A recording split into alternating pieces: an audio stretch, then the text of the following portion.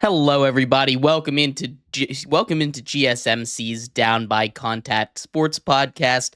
I'm your host, Jeremy Lapidus. Today is Wednesday, January 15th. I hope everybody is having a great day so far. We have a lot to get through today. We're going to start off our show today in the NFL, covering the power rankings of the top 8 teams remaining in the NFL. Then we'll take a look at the coaching carousel again. There are still 6 spots left. We're going to try to go Nostradamus and predict every single one. Then I got a question that kind of popped up a little bit yesterday. Is Jaden Daniels a top 5 quarterback in the NFL? We'll go through that before discussing a little bit in the world of baseball and in college football. But before we get into any of that, remember, if you would like to be an even bigger part of the show than you already are, all you need to do is go to GSMCpodcast.net.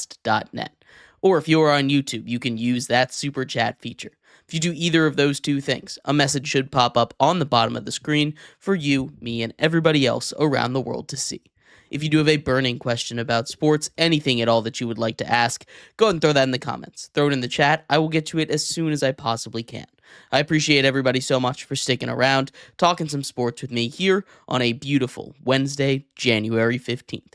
But like I was saying, we are going to get into the first topic of the show today, and that's going to be the top 8 teams remaining. In my opinion, they got the right 8 teams, right?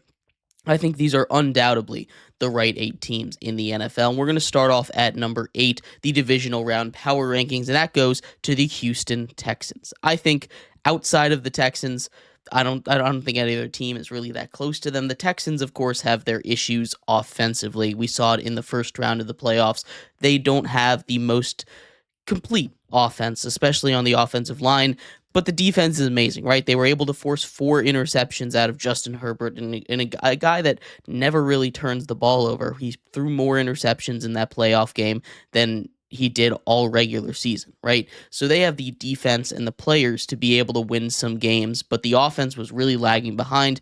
They're just not the same caliber of team, at least in my opinion, when it comes to offense that the rest of the teams have. They don't have that same upside to win a game in a shootout that I think every other team on this list at least has the capability of doing. And because of that, I just don't see them really being that competitive with the rest of the teams in the playoffs.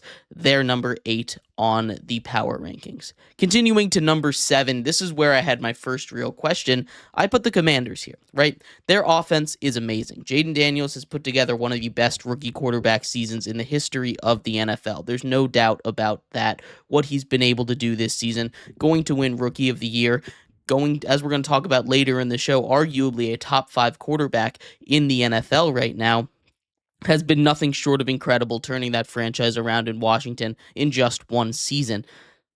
But when it comes to the rest of the team, it's just not there. We talked about the offensive woes for the Texans just at number 8. They have defensive woes, right? This is a team that just, both of these at number 8 and number 7 are just not as complete of a team as everybody else in the NFL right now. The Commanders, I think, have the ability to step up defensively better than the Texans have the ability to step up offensively, and because of that, I have them ranked just slightly above them. But those are the 2 teams in the playoffs right now that I think just aren't quite as complete of teams as everybody else. Everyone else there has defenses and offenses that can win games for them. Those 2 units just have not been able to get it done for this number 7 Commanders team and that number 8 Texans team. At number 6, though, we're going to go to the Rams. They are a complete team, right? They have a good defense and a good offense. But when you compare it to the rest of the teams, the top 5 teams in the NFL right now, they just aren't at that same level, right? The top 5 teams in the NFL are head, shoulders, knees above where the Rams are. Now, the Rams are a very dangerous team if you let them get hot. We've seen them get into shootouts with the Bills where they put up 40 points, weren't able to get the job done. The defense didn't step up. We saw them absolutely dominate the Vikings last time out, put up 9 sacks in that game. Great defensive plays for them. The offense puts up 27 points, and they did what they needed to do, kind of took their foot off the gas pedal at the end. They're a dangerous team if they get hot, but I just don't see them as well constructed. They're a little too young on the defensive side of the ball. The secondary concerns me just a little bit, and because of that, I don't have the Rams in the same tier as the top 5 teams in the NFL, so they sit here pretty comfortably at number 6. getting into the top five. And this is where, when we were doing our tiers for the beginning of the playoffs, these five teams were the contenders, as we put it. These were the teams that we put in the top tier contending categories. These five teams still begin up there. There's a little bit of movement and shaking based on what happened in the last round, but I'm putting the Eagles at 5. That defense is probably the best defense in the league, and on paper, they are the best team. You can go bar for bar, player for player, position for position, all the way up and down that Eagles roster, and I'd say the Eagles win every single time against any team in the NFL. They win that battle. They are just that stacked on all three layers of defense, on any position you point to on offense. They are that good. They're going to win that battle most of the time, and that's incredibly hard to do. That's great team building by Howie Roseman, the GM, and that's what's keeping them in this. Now, the reason they fall a little bit from last week, they fall out of the top three, is because the way that Jalen Hurts played. That offense only able to put up 22 points in their first game in the playoffs. The offense just wasn't very good. Jalen Hurts had a point where he was under 100 yards passing for most of that game. It was not an efficient game for him. He wasn't able to get his wide receivers involved. He was missing his throws, and I know he missed a lot of time, Jalen Hurts did. But when Jalen Hurts is at his best, this team is incredibly scary, and they're a team that absolutely could win a Super Bowl. I have not seen that from them in recent weeks. Again, Jalen Hurts missed just about 3 weeks of concussion. He came out of concussion protocol late in the week, so that's something that you should keep in mind when we talk about this team. But the Eagles at number 5, still a real threat in the NFL, still a real contender threat, and they're not too far away from anybody else in this top 5 by any stretch of the imagination.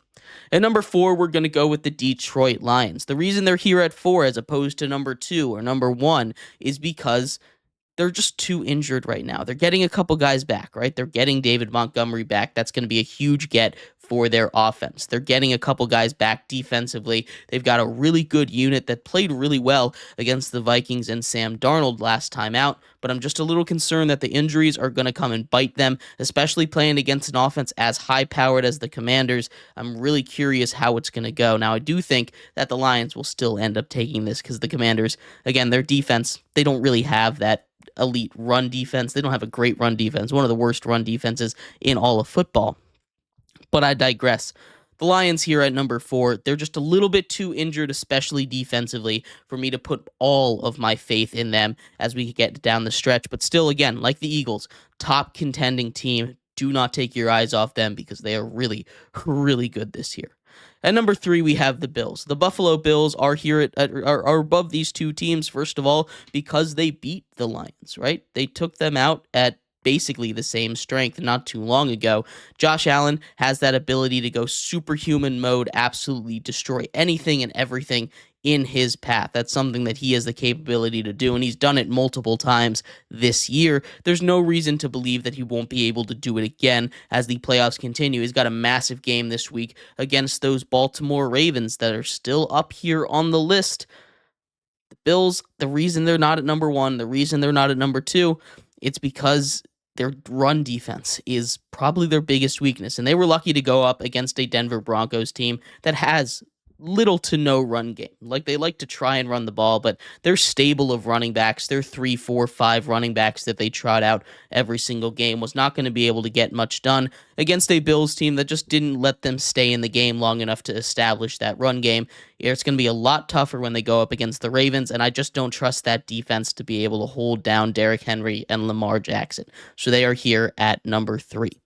At number 2, we have the Kansas City Chiefs. The Kansas City Chiefs are here at 2, and again, they're just really good, right? They had basically a month off, so I'm a little bit worried about them being a bit rusty, but as long as they're able to get out of the gates quickly, as long as they're able to continue the game that the game that they want to play, keep the ball in their possession and not go through, all of the issues that they did, especially offensively early on in the season. Like they were playing at the end of the season. They really turned it up. They were winning games by multiple scores. 3 out of their last 3 wins, obviously not including the game that they just took off. They ended the season with 3 straight wins, all by double digits. That's huge. That's something that people had rightfully pointed out they had struggled with all season long. They only did it 5 games all season, 3 of them at the end, and that is huge to see. This team is starting to pick up when you need to. The one concern is that they haven't played football in almost a month, so you got to keep an eye on that. You have to be prepared for the fact that maybe they're just not going to be the same Chiefs, but they get the draw of the Texans, and I think that's the best one out there for them. They should be able to move on to the AFC Championship game. And at number 1, that leaves just the Baltimore Ravens. They are playing, the best football in the NFL right now. That is undoubtable. There's not another team out there that is playing as good as them. Early on in the season, the Ravens defense was not at the same level that it was last year. Part of the reason why the Ravens made it to the AFC Championship game last year was because that defense was playing so well. Down the stretch here, you go and look at all the defensive numbers. They have been a top 5 unit in the NFL after they moved Kyle Hamilton back to that free safety position as opposed to in the box like he was doing before. This is something that the Ravens have been really good at, right? You get that power run game going with Derrick Henry and Lamar Jackson. You control the football, and then that defense is able to get stops. It's a deadly, deadly combo, and the Ravens have found a way to perfect it down the stretch here. They are the number 1 team in football, and I think they are Super Bowl favorites, at least in my book, the way that they're playing right now. But let me know what you think. Again, Texans 8, Commanders 7, Rams 6, Eagles 5, Lions 4, Bills 3, Chiefs 2, and Ravens at number 1. I'd love to hear your thoughts. We're going to take a quick break here. When we come back, we turn our attention to the 6 open spots on the coaching carousel. We're going to try and predict every single one as coaching interviews are starting to reach their second rounds.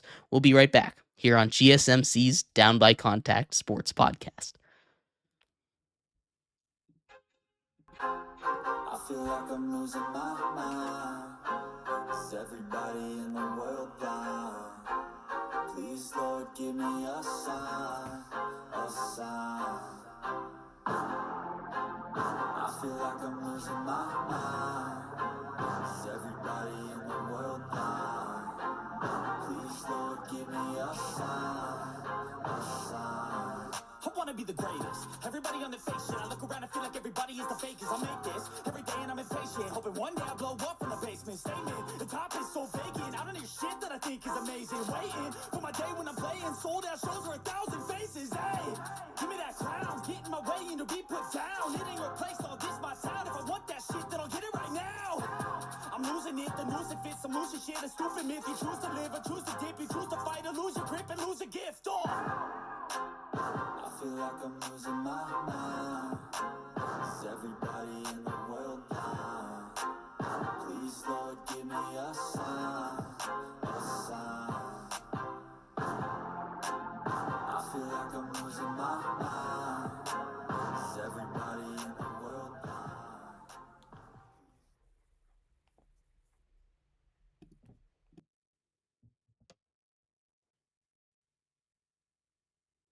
Welcome back to GSMC's Down by Contact Sports Podcast. I am your host, Jeremy Lapidus. Today is Wednesday, January 15th. If you're just tuning in, we just did our power rankings for the NFL Divisional round, ranked all 8 remaining teams 1 through 8. In this segment, we turn our attention to the coaching carousel, right? 6 openings. The Patriots obviously have already filled theirs, but the Cowboys came in and got that number right back up to 6. We're going to go through all 6 of them, predict which coaches will end up where, and talk a little bit about how we got there. But before we do that, remember, if you would like to be an even bigger part of the show than you already are, all you need to do is go to gsmcpodcast.net.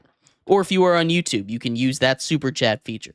If you do either of those 2 things, a message should pop up on the bottom of the screen for you, me, and everybody else around the world to see. If you do have a burning question about sports, anything at all that you would like to ask, go ahead and throw that in the comments. Throw it in the chat. I will get to it as soon as I possibly can. I appreciate everybody so much for sticking around, talking some sports with me here on a beautiful Wednesday, January 15th. But like I was saying, we are going to get into the 6 open spots for the 6 head coaches left here in the NFL. Coaching carousel continues to go around. This year feels like it's taken a little bit longer for a lot of coaching cycles to get filled, but As more teams start to get eliminated, we're going to start to figure it out. But this is prime time to get into some predictions. And we're going to start off with the Las Vegas Raiders. Obviously, the Raiders have been a very interesting case all offseason, right? They fired both their GM and their head coach just a little bit later than most other teams, letting them have some press conferences and then a couple days after. Not the way that I would have handled it. A lot of it is because Tom Brady is getting involved in this process. And if you're going to defer to one person as an owner, Tom Brady, probably not the worst person in the world to defer to, right? He's a guy that when you want football knowledge, it's hard to get worse than the greatest football player in the history of the sport, right? But the Raiders have a tough decision to make. It's not too pretty of a spot if you're looking to pick your spot like some of these guys are going to have the ability to do, like a Ben Johnson. That's one spot that when you look at the betting odds, he is the favorite to land with the Las Vegas Raiders. I just don't really see that happening. I know that a lot of buzz is happening. Ben Johnson is a guy that any team would be happy to have. He's turned down better opportunities. Like in Washington last season, he most likely would have gotten the job. He turns that down, decides to return to the Lions. He's got that ability to do it again.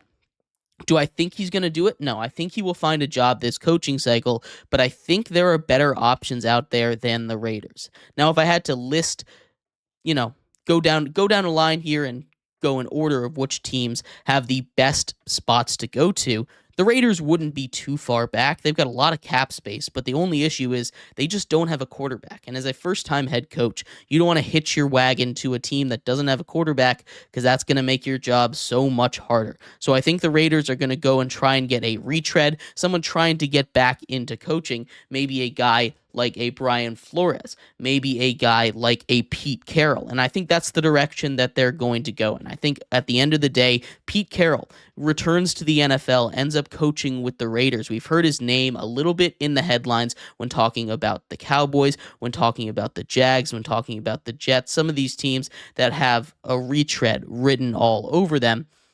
But the Raiders, I think, are a really good spot for Pete Carroll. He obviously isn't someone that is going to bet their entire career like some of these young guys are by picking a spot that's not that enticing to go to. Pete Carroll is a coach that's been able to find those talents in the later rounds at quarterback. He found Russell Wilson down in the deep, dark depths of the draft in the 6th round. You're going to be able to pick your GM. You got a lot of cap space. Pete Carroll's a guy that a lot of players would like to play for, and I think that's something that, especially in Vegas, is going to be really important. Pete Carroll, I think, is the Las Vegas Raiders' next head coach. And then we're going to go to the Cowboys. We had a little bit of a discussion yesterday on the Dallas Cowboys. We talked about Deion Sanders, a big name that's out there, and I think he goes there if Jerry Jones decides to give him that contract offer. But Deion Sanders, I just don't think Jerry Jones and the Cowboys are going to pull that trigger. They're looking for a head coach that's going to win them a Super Bowl. They haven't had playoff success in a very long time, and I think they want to go with a guy that's a little bit more on the offensive side of the ball. They've brought in some defensive coaches back-to-back these last couple times, and I think we're going to go with Kellen Moore on this one, the offensive coordinator from the Philadelphia Eagles. He obviously was in that system for a long time as an offensive coordinator, as a quarterback, right? He was a backup there, then became the offensive coordinator. They kept him around for multiple coaching staffs. It was something that Jerry Jones mandated when he hired Mike McCarthy at first. I think Kellen Moore has that goodwill within the organization, and I think he gets a shot at head coaching with the Cowboys and Dak Prescott this coaching cycle. The Saints are up next here, and I think there's a couple guys. We talked about Mike McCarthy potentially going there. This is another spot that I think a Pete Carroll could land in and do pretty good. But I'm looking at a guy who's going to be a first-time head coach. Maybe not the best landing spot for him, but Aaron Glenn, the defensive coordinator for the Detroit Lions, is someone that I think could do really well over there in New Orleans. They've had a history, at least in the last couple years, of relying on those defensive coordinators. Dennis Allen was there for a little while. I think this is one where you go and get an exciting young coach like an Aaron Glenn. You say, hey, I'm going to give you a lot of leeway. That's going to be very important in enticing a young coach like this to come in. You're going to have to No, and give him a long leash, because the Saints don't have room to sign anybody. They don't. They're going to have to do this through the draft, and they're going to have to build it the old-fashioned way, right? It's not going to be easy. It's not going to be quick, so you have to be patient with your young head coach. I think Aaron Glenn gets his opportunity and becomes the Saints' next head coach. Then we have the Bears. This is the one that I think is the most interesting, because on paper, when you take a look at all of the available options, the Bears probably have one of the best situations. You have the former number one overall pick in Caleb Williams, who, for my money, still a good quarterback that, if you get the right guy in to develop him, could be very, very good. We're looking at guys like a Cliff Kingsbury. We're looking at guys like a Ben Johnson, like a Joe Brady. Maybe you go and get Mike McCarthy. Maybe you go get Marcus Freeman from Notre Dame. These names have been thrown out there, and go get a good offensive coordinator, but I think they go towards more the offensive route, and I think Ben Johnson is their number one pick. There's been a lot of rumors saying Ben Johnson is not going to Chicago, and would I blame him for not deciding to go to Chicago? No, I wouldn't blame him for that. But I think the Chicago Bears are going to go for him, and if he says yes, if he wants to go to Chicago, that is where he will end up. I also think outside of that, Cliff Kingsbury is probably the number two option for them to go there, because, like I said, they want a young offensive mind that can work with Caleb Williams and get everything they need out of him. They saw what Cliff Kingsbury did with Jaden Daniels this offseason, and I think he can do something similar with Caleb Williams this year. That's something I think is very possible. So I think the Bears go and get a young offensive mind, either Ben Johnson or Cliff Kingsbury. At number 5, we got the Jets. They're the next one up there, and they're going to get a retread. No young offensive or defensive mind is going to put their horse behind the Jets, right? It's Aaron Rodgers' team. You're looking for a retread, and Rex Ryan has come out as the favorite. Another guy that I think is a dark horse, though, is Brian Flores, the defensive coordinator for the Vikings right now. The Jets need to fix that defense. That was one of the biggest downgrades that happened this season, especially after firing their last head coach in Robert Saleh, right? They lose that big defensive mind, and the defense falls off a cliff, right? It wasn't the same unit that it was at the beginning of the year either, but it fell starkly once they lost Robert Saleh. Getting another defensive mind in that building to build around the players that they have, how much they've invested in that defense. You keep Aaron Rodgers around for another year. I think Rex Ryan is the favorite to get that job. I think he will get it, but Brian Flores is a name that I'm looking at, that in case they want to go a little bit younger, give another guy a chance. I think Brian Flores is someone that could step into that Jets building and give them a pretty good job, give them exactly what they need, at least ride through the end of the Aaron Rodgers storm. And then the last opening, it's the Jacksonville Jaguars. And there's a couple of big names out there that I think the Jags could go for. The Jags are in an interesting situation because they've committed to their quarterback, right? They've said, Trevor Lawrence is our guy. And I don't think that's the wrong decision. I think Trevor Lawrence is a quarterback that could develop into something great. He signed that huge contract earlier in the last offseason. So he's just starting that deal. He's got a couple more years left. You've got a really good wide receiver one with Brian Thomas Jr. You need to develop that defense a little bit. But on offense, you've got a lot of pieces there. Travis Etienne took a big step back, but you've got a good lightning and thunder punch with Travis Etienne and Tank Bigsby back there, right? Those are two guys that you could rely on in the running game, and we've seen it be effective. You build up that offensive line a little bit, you build up that defense. This is a Jags team that made the playoffs 2 years ago, right? They won a playoff game 2 years ago. This is something that I could see them getting back to pretty quickly, pretty easily. So I'm going for a guy that I think could work well with Trevor Lawrence. Looking on the offensive side of the ball, I think Liam Cohen, the offensive coordinator from the Tampa Bay Buccaneers, is a guy that is really good to go to Jacksonville. He's my favorite to go there. He's my pick. But outside of that, Joe Brady, the offensive coordinator for the Bills, what he's been able to do over there, potentially winning Josh Allen his first MVP, that's something that could go there. Joe Brady getting a lot of head coach talk. I'm not sure if he's actually going to get one, but Jaguars, I think, would be a good fit for him. And lastly, Mike McCarthy. I think he's number 3 down there, but if you get Mike McCarthy in the building, get some leadership in there, again, it's a pretty young team over there in Jacksonville. He can help bring a couple guys in that can turn that team around, get them going in the right direction. That's one. But at the end of the day, Raiders, I think, get Pete Carroll. The Cowboys get Kellen Moore. The Saints get Aaron Glenn. The Bears get Ben Johnson. The Jets get Rex Ryan. And the Jaguars end off the coaching search, getting Liam Cohen. But let me know what you think. Where would you put each head coach? Who do you think is going to fill each vacancy? I'd love to hear your thoughts. We're going to take a quick break here. When we come back, we turn our attention to the big question of the day, at least on my mind, something I've been thinking about for a while. Where does Jaden Daniels rank on the list of NFL quarterbacks right now? Because he's obviously had a great rookie season, but where does he rank? Could you put him in the top 5? We're going to talk about that and much more coming up next here on GSMC's Down by Contact Sports. Looking for your daily fix of sports talk without having to pay for it? GSMC Sports Network is available on YouTube. Just search GSMC Sports Network. Get your fix of daily sports talk shows on YouTube, absolutely free. NFL, college football, NBA, MLB, MMA, UFC, fantasy football, and so much more. GSMC Sports Network has shows running all day long, with new sports shows starting every 2 hours. Just like on your favorite cable sports channel, except GSMC Sports Network is absolutely free. Just search GSMC Sports Network on YouTube to catch one of your new favorite shows, like the GSMC College Football Podcast, Chip Shot Football Podcast, Hoops and Heels Women's Sports Podcast, GSMC Basketball Podcast, and so many more. Check it out for yourself. GSMC Sports Network, now available on YouTube absolutely free. Search GSMC Sports Network on YouTube right now.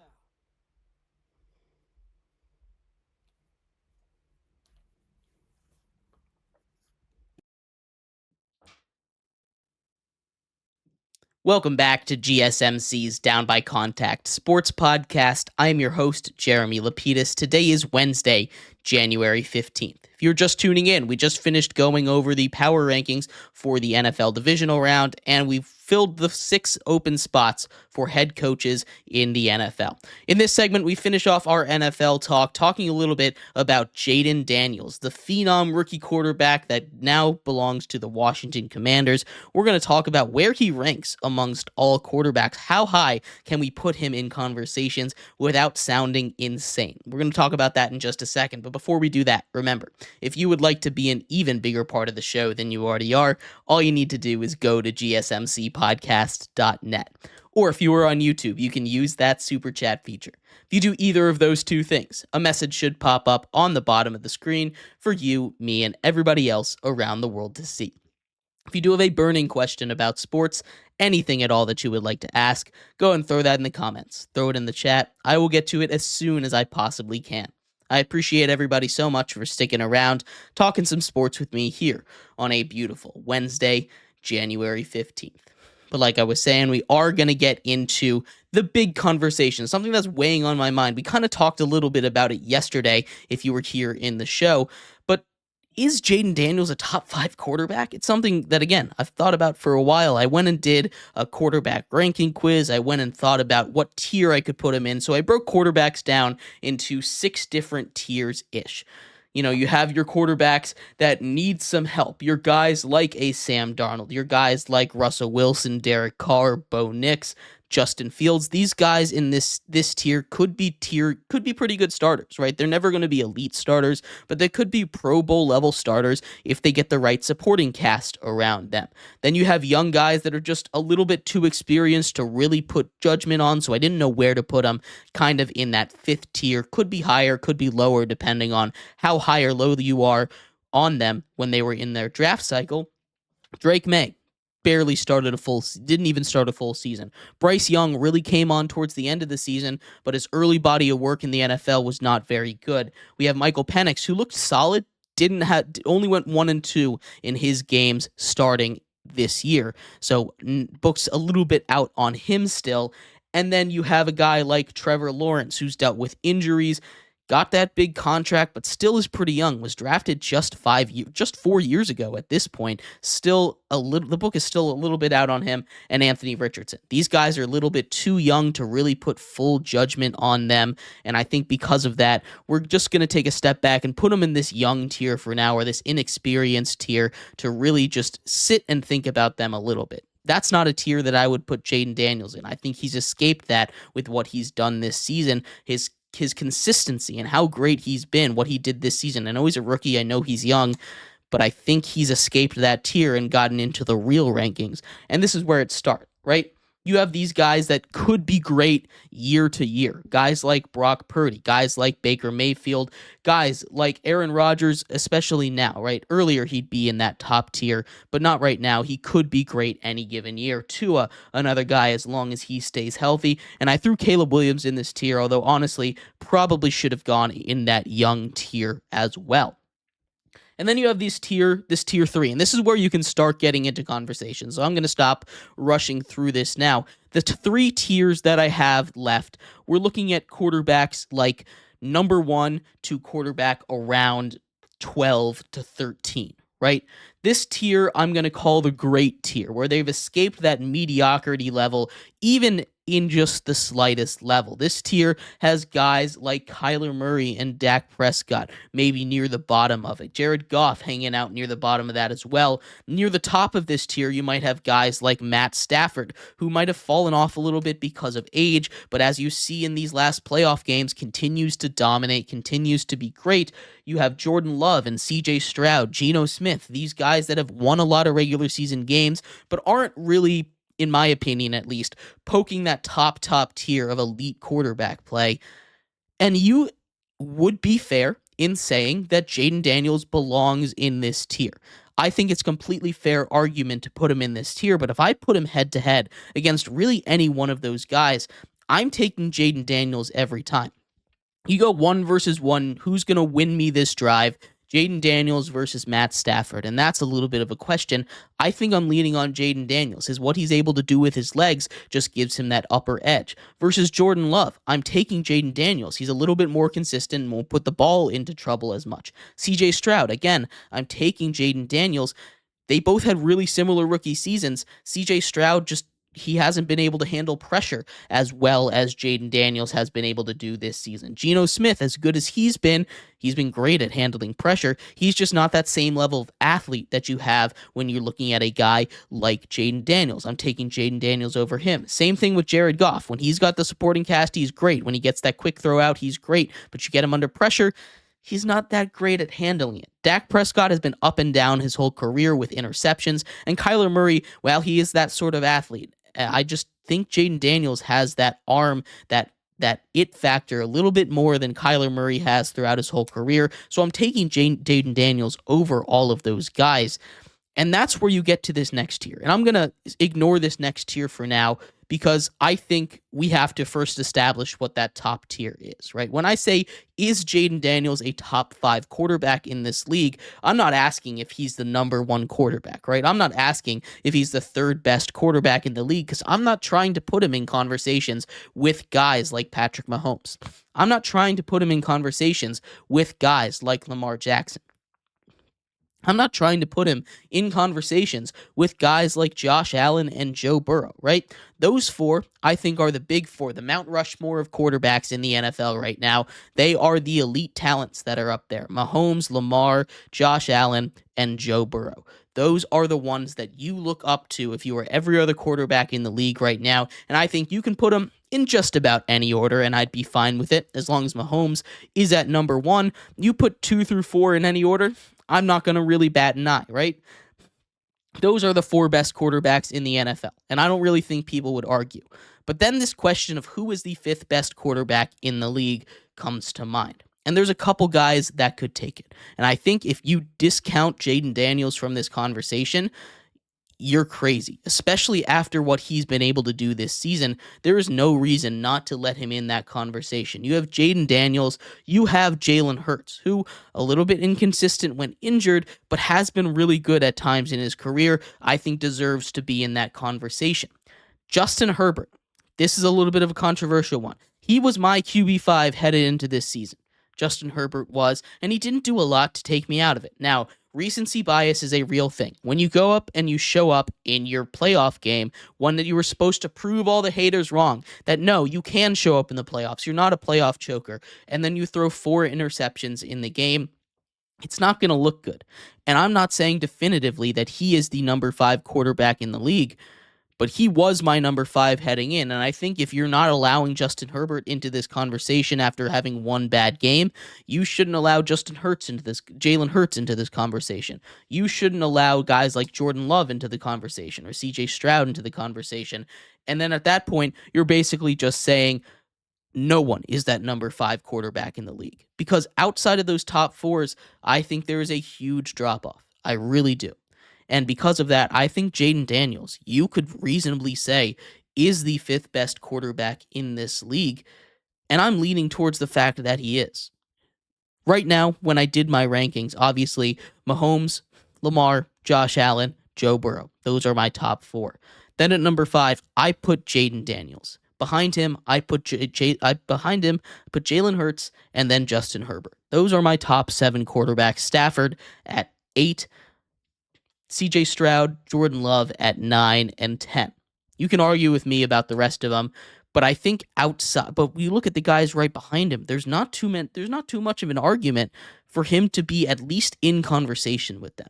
And I think he deserves to be at that number 5 spot in the NFL right now for what he's done, just because he's got that kind of game. He's got that kind of game where, like those elite quarterbacks in the NFL, he's one of those guys that I can see we will get angry at in the next couple years, because he just keeps finding ways to get it done. Right? Those are the quarterbacks that make your blood boil as opposing fans, and that's the kind of quarterback that gets into that elite tier. That's the kind of quarterback that Jaden Daniels is, and he is the next quarterback that I think could potentially make that jump into the Elite Four that currently runs the NFL, all in the AFC, by the way. So maybe we get one in the NFC.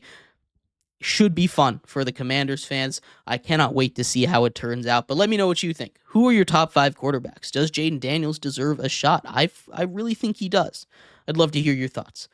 We're going to take a quick break here. When we come back, we turn our attention to college football, some draft talk a little bit. Quinn Ewers has made his decision. He is officially putting his name into the NFL draft. We're going to talk about where he might go, what that means for the future of Texas football, and what that means for other quarterbacks surrounding college football that might be thinking about entering this year's draft. That's coming up next here on GSMC's Down by Contact Sports.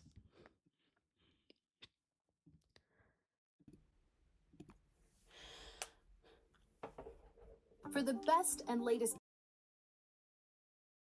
podcast app on your cell phone and type in GSMC to access free content-rich podcasts on health and wellness, book reviews, sports, entertainment, relationships, social media, movies, technology, finance, and even weird news. Subscribe and download the GSMC Podcast Network's family of shows, available everywhere podcasts are found.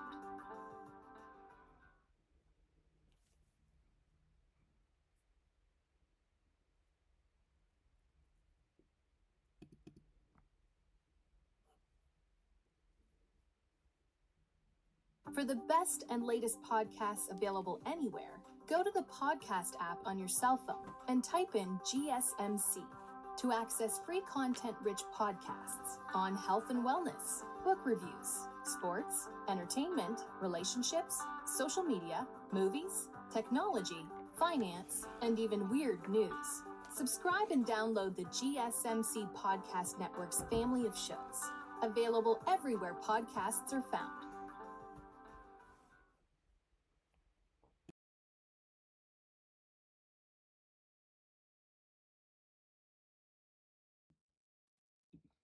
Welcome back to GSMC's Down by Contact Sports Podcast. I am your host, Jeremy Lapidus. Today is Wednesday, January 15th. If you were just tuning in, we just finished going over whether or not Jaden Daniels, the rookie phenom out of LSU, is the 5th best quarterback in the NFL.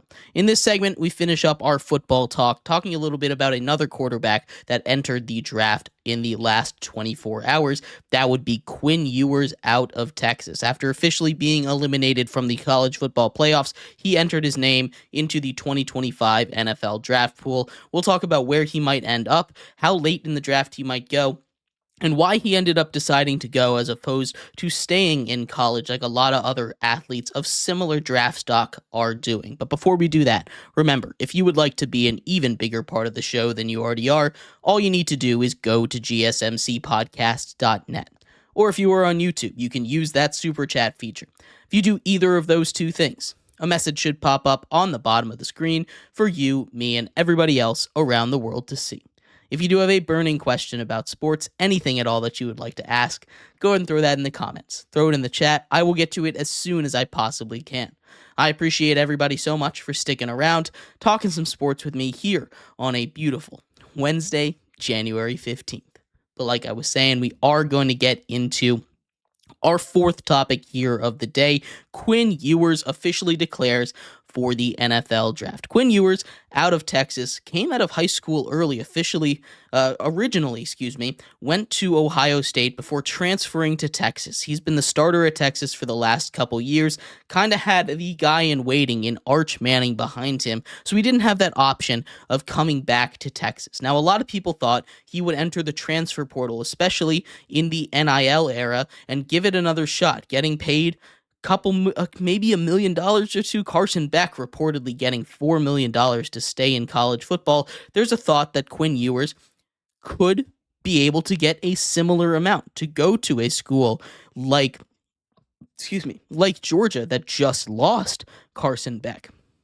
Instead, he goes and declares for the draft. Right now, I would say he's probably a top 5 quarterback in the draft. Now, that doesn't mean he's going to go in the first round, but Quinn Ewers also is a guy that probably was not going to get a lot of benefit from staying in college football. Quinn Ewers, what he did this season was pretty solid. He went 11-3 as a starter, losing twice to Georgia, and of course, in the playoffs, losing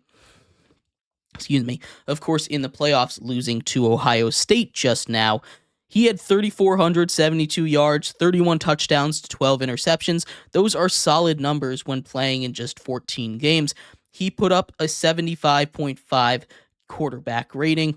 Not the greatest out there, but he had his moments where you could see the arm talent is special. And he's going to be a guy that has a lot of potential. There's a reason he got recruited at a high school early to a school like Ohio State. Now, I was in the camp of thinking he would enter the transfer portal and go get paid in NIL money to be the Will Howard replacement over there at Ohio State, returning to the school that he started with. They're going to need a new quarterback. There's going to be lots of elite programs that are going to need a quarterback. Jalen Milroe potentially coming out of Alabama. That announcement has not officially come through yet. Of course, you just had Quinn Ewers you just had Carson Beck deciding to go to Miami for $4 million.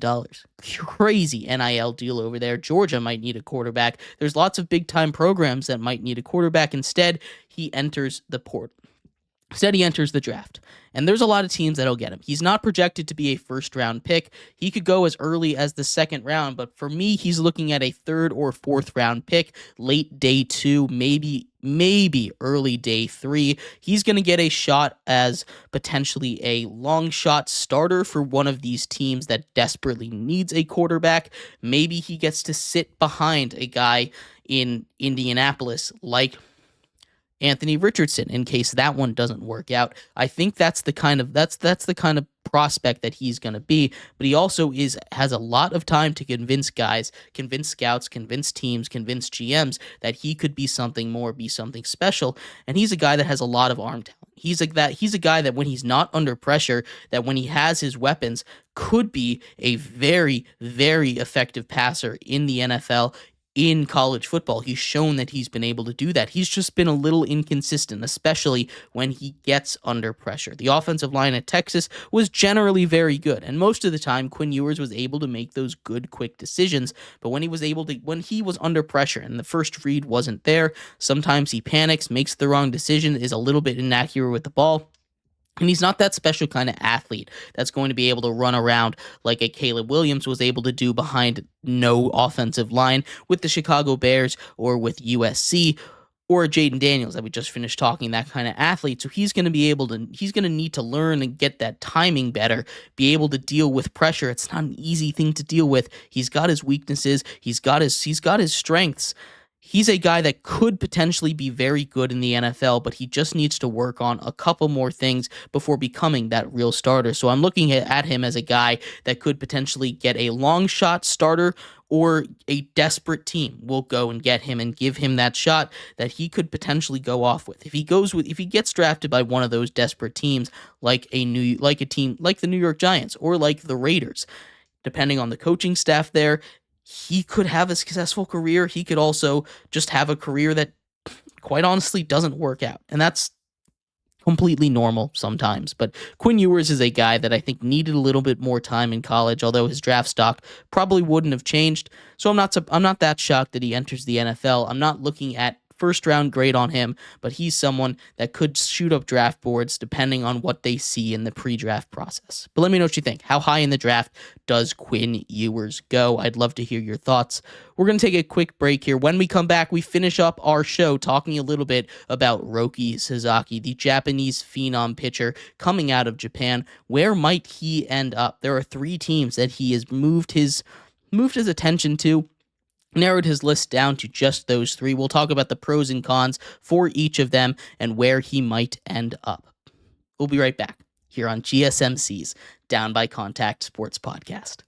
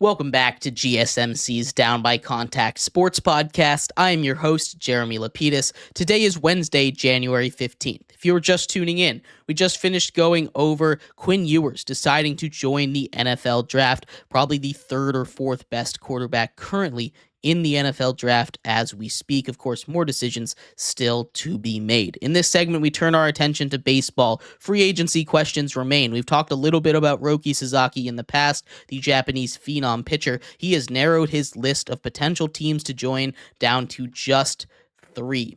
We're going to talk about where he might end up, which teams are still on his list, and why they are still there, coming up in just a second. But before we do that, remember, if you would like to be an even bigger part of the show than you already are, all you need to do is go to gsmcpodcast.net.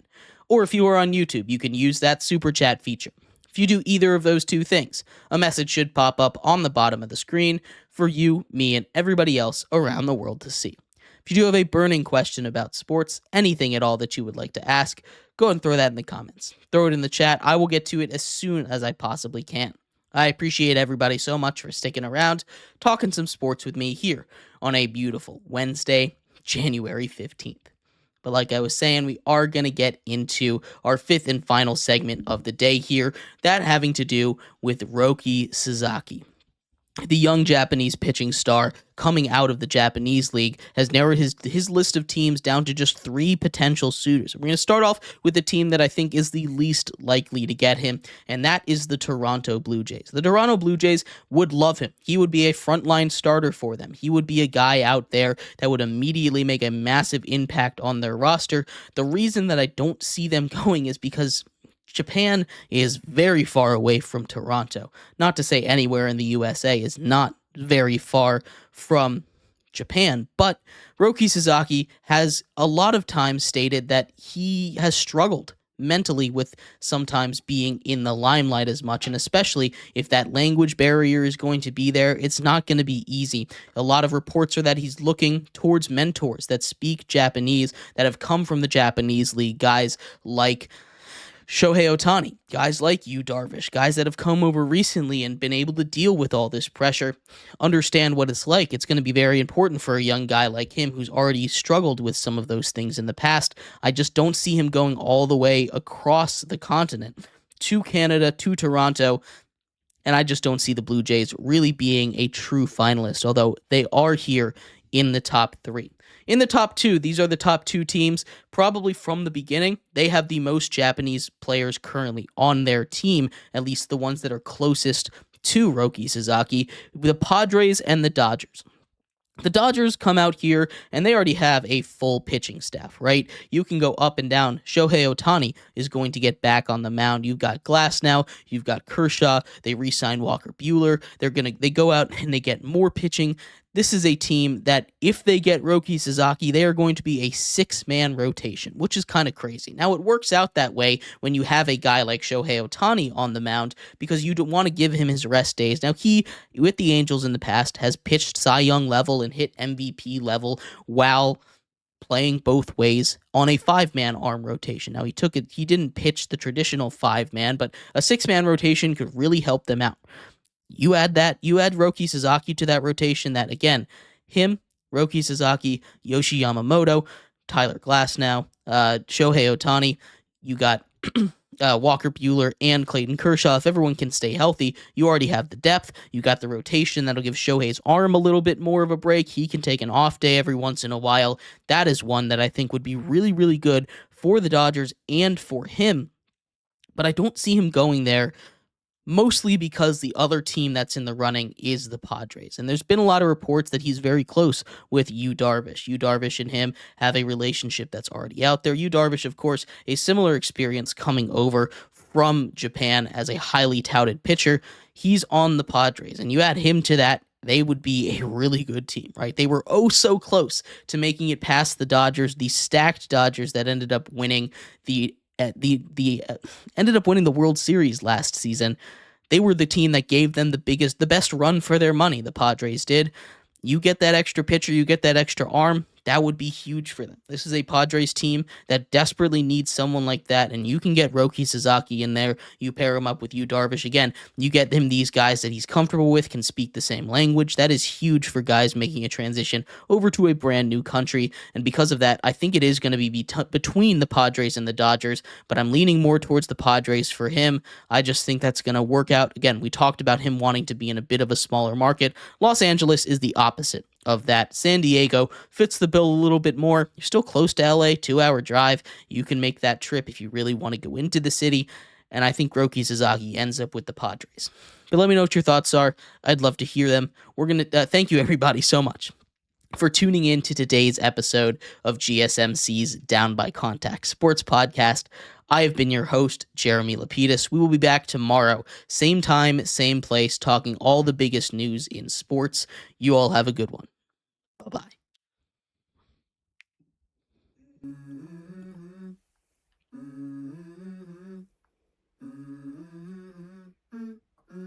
Let's go.